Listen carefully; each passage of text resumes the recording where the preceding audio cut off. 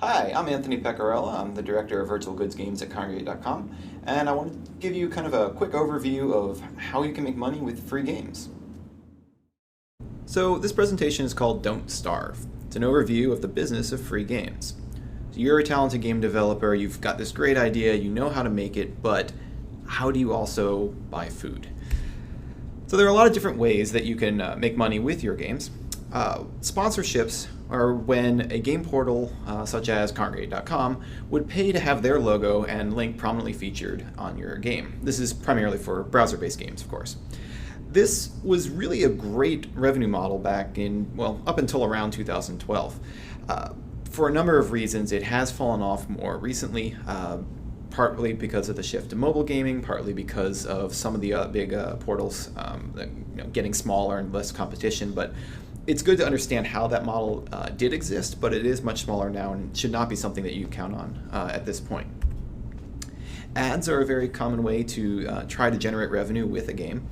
The issue with it is that they have a very low value per player. You have to have a very large audience in order for it to make up, because ads don't pay particularly well on a per view basis.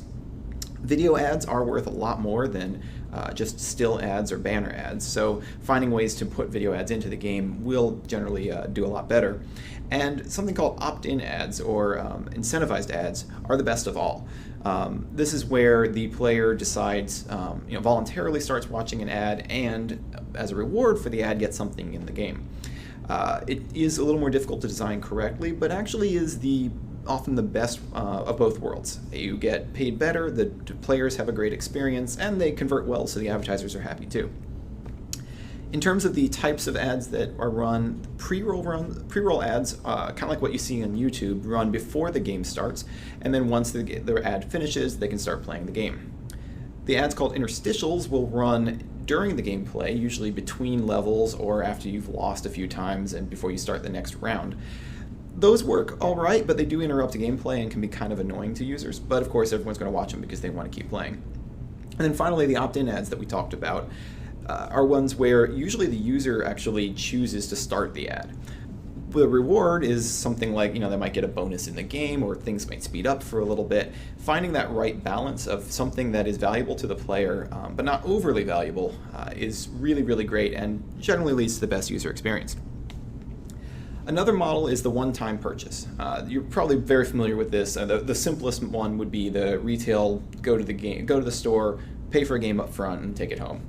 Another variation of that is the demo, where you might give 10% of the game away for free and then charge for the rest of it.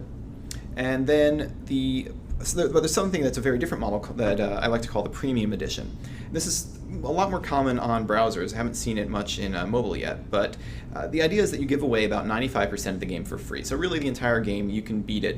But there might be a few extra features, a few extra levels that you can't access without buying the premium version. And this is a really nice model because you let your game get out there for free, everyone gets to play it, but those who really like the game can support it with an extra purchase, usually in the $5 to $15 range. That gives them some cool stuff they couldn't have had otherwise.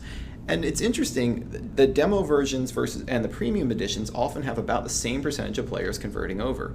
So one of them gives you a better experience for players, while both of them generate about the same amount of revenue.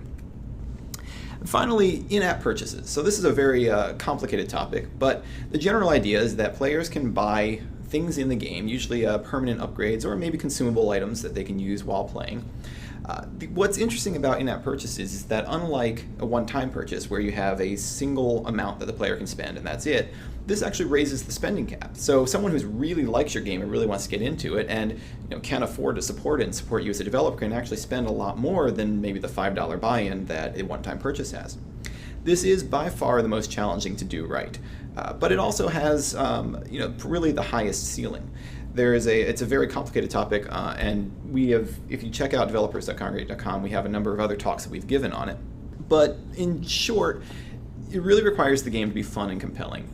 There's this idea that people who run in-app purchases and free-to-play games try to pull as much out of a player as quickly as possible, and that's really not what works. Instead, it's players who really like the game, who stay with it long term, who are the ones that end up supporting it. So you still have to have a great, fun, compelling game. that players want to play for a long term.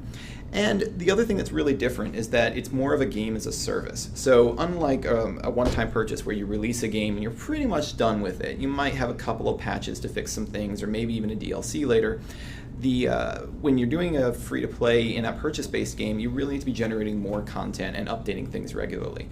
So again, it's a lot more difficult. It requires you to stay with the game over the long term and usually requires a bigger team, but it also is how a lot of the biggest games are really succeeding these days. So that's just a quick introduction on how you can make a business out of free games. If you'd like to find out more, check us out at developers.kongregate.com, where you can see some of our other presentations as well as information on how you can use our APIs to get your own games on Kongregate.